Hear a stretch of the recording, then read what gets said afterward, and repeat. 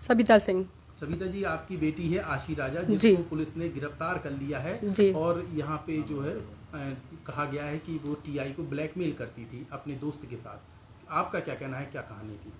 सबसे पहले तो हम मीडिया से, प्रशासन से ही सवाल करना चाहेंगे कि एक पढ़ा लिखा टीआई के पद पे जो पदस्थ है अधिकारी, जो दूसरों को न्याय दिलवाता है, क्या उसको 20 साल की एक लड़की ब्लैकमेल कर सकती है?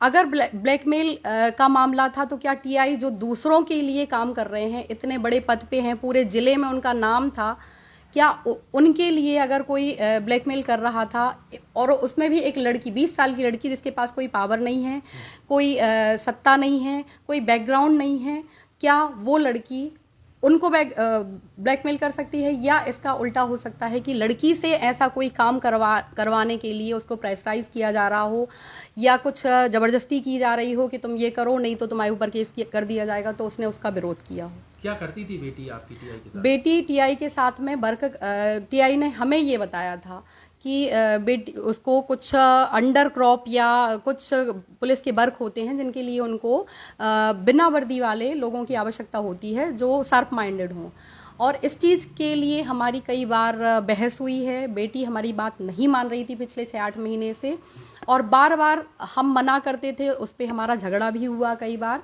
और टीआई ने खुद आके हमें बताया, समझाया कि हमारे साथ में काम करती है तो आपको कितना पैसा मिलता था बेटी को? ऐसी कोई सैलरी नहीं थी, लेकिन कभी 25-30 हज़ार, कभी 50,000 रुपये देते थे टीआई। हाँ। और गिफ्ट भी दिए हैं, ऐसी भी चर्चा है? हाँ, गिफ्ट बर्थडे पे गिफ्ट दिया था, सोने का नेकलेस जो 15 से 18 ग्राम का रहा होगा, जो पुलिस को दे चुके हैं हम, और एक दीपावली के आसपास इयररिंग्स गिफ्ट किए थे, जिसके लिए मतलब हमने मना किया था, और मीडिया में बार बार कह रहे कि डायमंड, पर डायमंड का नहीं, गोल्ड का था, और उसके लिए हमने बहुत बार मना किया था कि इस तरह के गिफ्ट आप नहीं दो। इसके साथ ही जब घटना हुई है उसके आसपास के सीसीटीवी फुटेज 2 आए हैं। प्राइवेट बंगले के आसपास आपकी बेटी की गाड़ी दिखी, दूसरा एक प्राइवेट कमरा लिया था बेटी ने, उसमें बैठ के प्लानिंग की, उससे भागते हुए भी दिखे हैं। क्या थी वो कहानी? बंगले पे जाना, हम ये नहीं कहेंगे कि बंगले पे जाना कोई बड़ी बात है। हाँ, ये है कि घटना के 1 हफ्ते पहले से बेटी यहाँ पे नहीं थी। उसने यही बताया था हमें कि टीआई सर ने किसी काम के लिए उसको नोएडा भेजा था, वो और सोनू साथ में थे, तो हमें ज़्यादा फिक्र करने की आवश्यकता नहीं पड़ी। और घटना के करीब 1 से 1.5 घंटे पहले हमारी फ़ोन से बात हुई है, और हमने उससे फ़ोन पे, हमारी रिकॉर्डिंग भी आप चेक कर सकते हो, पुलिस ने चेक किया हुआ है, हमने उससे पूछा है कि तुम कब आ रही हो, तो उसने नहीं बताया कि हम आ चुके हैं, उसने यही बोला कि आ जाएंगे। और हमें ये मीडिया के द्वारा ही पता चला, पुलिस के द्वारा ही पता चला कि वो यहीं पे थी। तो टीआई के घर में जब उनको, अभी जो ये मुस्लिम्स वाला हुआ था, जब टीआई को हाथ में लगा था, तो हम खुद उनके बंगले पे उनको देखने के लिए गए थे।